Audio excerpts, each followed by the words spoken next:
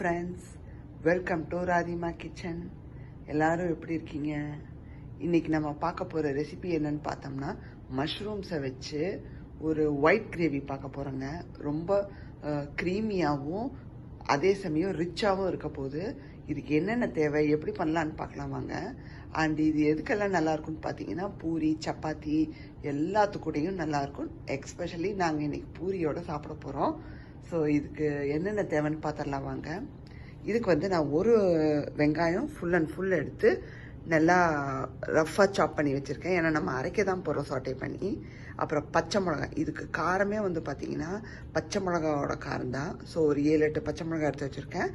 அதுக்கப்புறம் முந்திரி கொஞ்சம் சேர்த்துக்க போகிறோம். ஒரு 5-6 முந்திரி எடுத்து வச்சுக்கோங்க. அப்புறம் பட்டரில் தாங்க பண்ண போகிறோம். 2 டேபிள் ஸ்பூன் பட்டர் எடுத்து வச்சுக்கோங்க. அப்புறம் மஷ்ரூம்ஸ் நல்லா வாஷ் பண்ணி, அந்த டாட்டாக இருக்கும் இல்லையா மஷ்ரூமில், அதை எல்லாத்தையும் வாஷ் பண்ணி எடுத்துகிட்டு நான் இந்த மாதிரி நீல வாக்கில் கட் பண்ணி வச்சுருக்கேன். கிட்டத்தட்ட 1 கப் வர அளவுக்கு எடுத்து வச்சுருக்கேன்.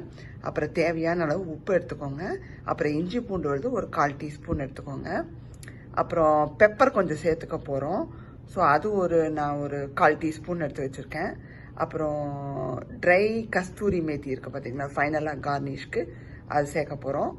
ஸோ அதை எடுத்து வச்சுக்கோங்க. அது இல்லாதவங்க கொத்தமல்லி தூவிக்கலாம், ஒன்றும் பிரச்சனை இல்லை. அதுக்கப்புறம் பட்டரில் கொஞ்சம் சோம்பு சீரகத்தை லைட்டாக ஃப்ளேவருக்கு ஆட் பண்ணிக்க போகிறோம். அப்புறம் ஃப்ரெஷ் க்ரீம் இது இருந்துச்சுன்னா இதையும் ஃபைனலாக நான் ஒரு 1/4 டீஸ்பூனுக்கு எடுத்து வச்சுருக்கேன். சும்மா ஒரு ஃபைனலாக நம்மளுக்கு அந்த க்ரீமி ஸ்ட்ரக்சருக்காக கொஞ்சம் எடுத்து வச்சுருக்கேன் நான், அந்த ஃபீல்காக. ஃபுல் அண்ட் ஃபுல் ஒயிட்டாக இருக்க போகுது இல்லையா, அதனால். அண்டு இது என்னென்னு பார்த்தீங்கன்னா கரம் மசாலாங்க. சும்மா ஒரு பிஞ்ச் அப்படியே ஒரு ஃப்ளேவர் கொடுக்கறதுக்காக. ஸோ இதை வச்சு தாங்க இன்றைக்கி ஒயிட் கிரேவி பண்ண போகிறோம். வாங்க ரெசிபிக்குள்ளே போகலாம். இப்போ ஃபஸ்ட்டு ஸ்டெப் என்ன பண்ண போகிறோன்னா, இந்த வெங்காயம், பச்சை மிளகா, நம்ம எடுத்து வச்சுருக்கிற அந்த முந்திரி எல்லாத்தையும் லைட்டாக நம்ம எடுத்து வச்சுருக்கிற பட்டரில் பாதி சேர்த்து சாட்டே பண்ணி அரைச்சி எடுத்துக்க போகிறோங்க. ஸோ பாதி பட்டரை உள்ளே சேர்த்துருங்க.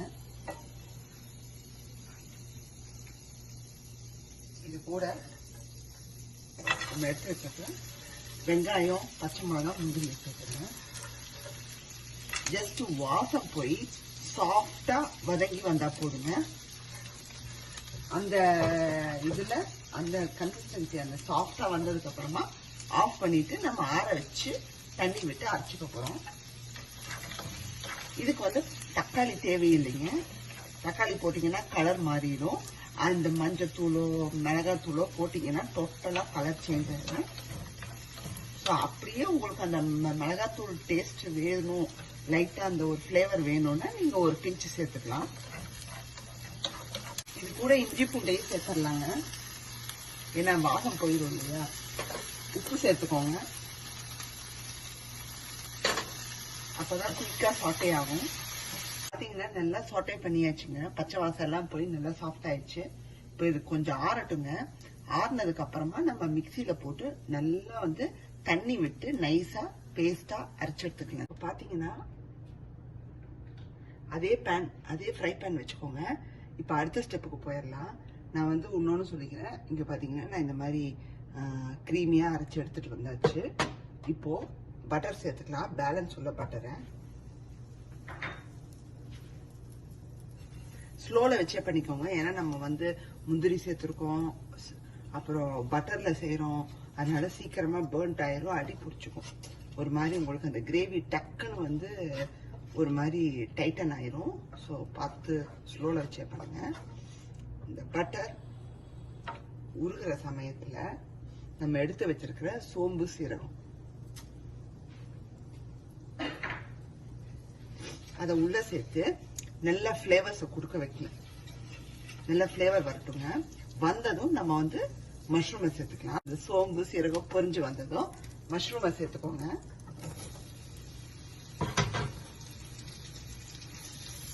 லைட்டா சாட்டே பண்ணி எடுத்துக்கலாங்க.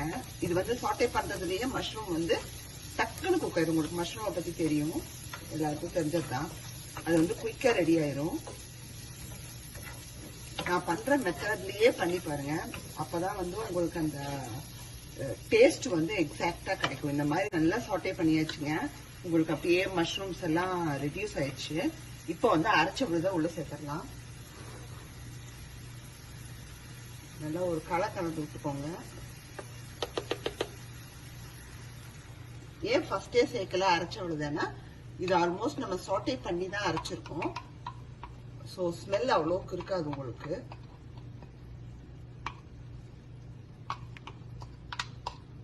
நம்ம தண்ணி கொஞ்சம் இந்த இதுல வாஷ் பண்ணி ஆட் பண்ணிக்கலாம்.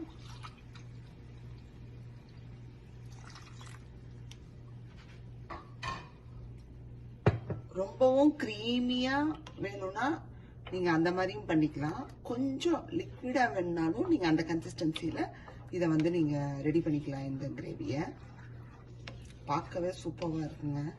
எனக்கு மோஸ்ட்லி மஷ்ரூமை வந்து மசாலா போட்டு பண்றதை விட இந்த மாதிரி ஒயிட்டா ஏதாவது ஒயிட் சாஸ்லயோ அல்லது இந்த மாதிரி ஒயிட் கிரேவியோ பண்ணா ரொம்ப பிடிக்குங்க எனக்கு. இப்போ இதில் வந்து நம்ம பெப்பர் சேர்த்துக்கலாம். 1 by 1 அப்படியே லைட்டா சேர்த்துருங்க. எடுத்ததை ஃபுல்லா சேர்க்காதீங்க. ஜஸ்ட் நம்ம கொஞ்சமா இப்போ சேர்த்துக்க போறோம். வேணும்னா அப்புறம் மறுபடியும் சேர்த்துக்க போறோம். இன்கேஸ் நம்மளுக்கு தேவைன்னா. இது கூட கரம் மசாலா கொஞ்சம் சேர்த்துக்கோங்க. ஜஸ்ட் லைட்டா அப்படி ஸ்ப்ரிங்கிள் பண்ணி விட்டுருங்க. எல்லாமே ஒரு வாசனைக்கு தான்.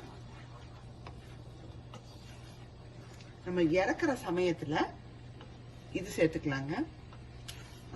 மேத்தி லீவ்ஸ், ஃப்ரெஷ் கிரீம் சேர்த்துக்கலாம்.